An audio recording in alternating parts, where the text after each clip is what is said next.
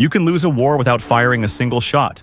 Most believers think they're under attack when the battle gets loud. But here's what the enemy knows. The most dangerous defeats happen in silence. No drama, no crisis, no sudden collapse. Just small surrenders, day after day. Ground given up so slowly you don't even notice it's gone.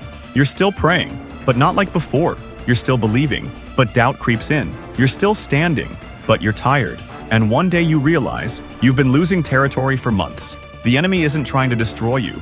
He's trying to make you surrender piece by piece until there's nothing left to fight for. There are 3 signs, 3 symptoms that the enemy isn't just attacking, he's winning. And if you don't recognize them now, you'll wake up one day and wonder, when did I stop fighting? Sign 1.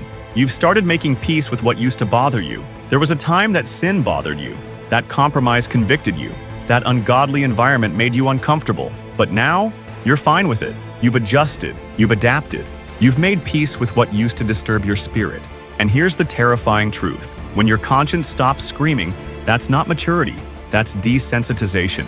Romans 12:2 warns us, do not conform to the pattern of this world. But conformity doesn't happen in one decision. It happens in 1,000 small adjustments. Lot experienced this. He pitched his tent toward Sodom.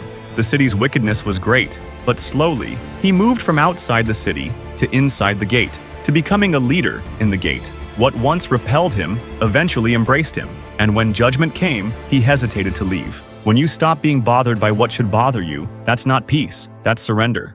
Sign 2. You've stopped fighting battles you used to win. There were battles you used to conquer, temptations you used to overcome, strongholds you used to resist. But now, you don't even try.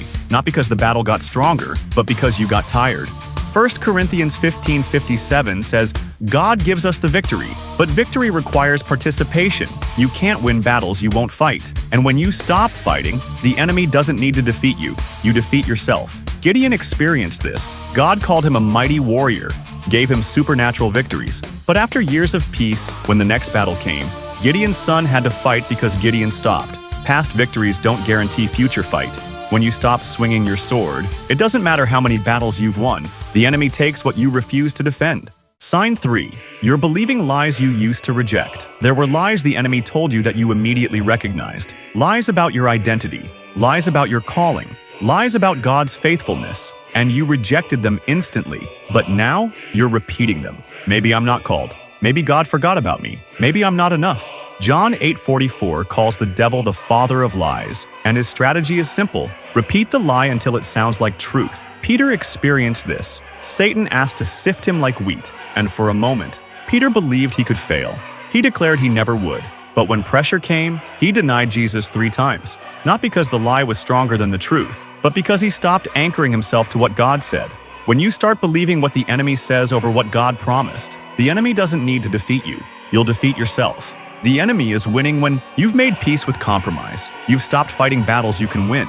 You've started believing lies over truth. These aren't attacks. These are victories. Enemy victories. But here's what you need to understand. Recognizing you're losing is the first step to winning again. So here's what you do. You stop making peace. You start fighting again. You reject every lie. Joel 2:25 says, I will restore the years the locusts have eaten, what the enemy stole while you were surrendering. God will restore when you start fighting. Pick up your sword. Remember who you are. Return to the truth. Because a believer who wakes up to the battle is a threat the enemy never prepared for. So tell me in the comments, which sign are you recognizing? 1. Made peace with compromise. 2. Stopped fighting. 3. Believing lies. Drop your number.